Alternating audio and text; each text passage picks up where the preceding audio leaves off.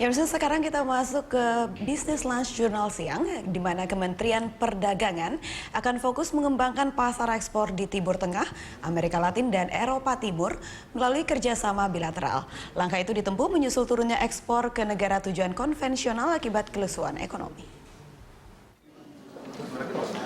Kementerian Perdagangan akhirnya memantapkan langkah untuk memperkuat kerjasama investasi dan perdagangan bilateral dengan negara-negara di Timur Tengah, Eropa Timur, dan Amerika Latin.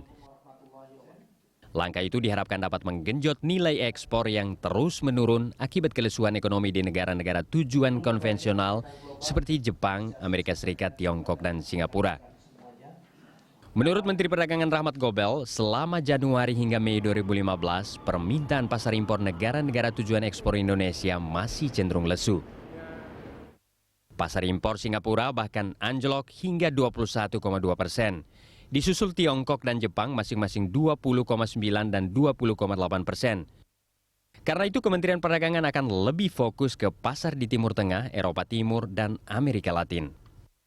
Saya melihat bahwa banyak pasar-pasar yang belum kita kembangkan, yang belum kita fokuskan juga, misalnya seperti Middle East, ya, maupun Afrika, ya, maupun juga Latin Amerika, ya, dan Eropa sendiri juga kita masih belum begitu besar, ya.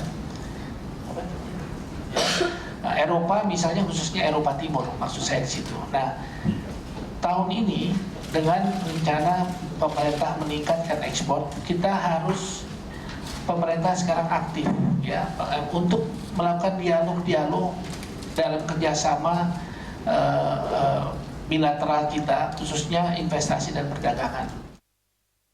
Selama Januari hingga Mei 2015, nilai ekspor Indonesia turun 11,84% dibanding periode yang sama tahun lalu sebesar 73,4 miliar dolar.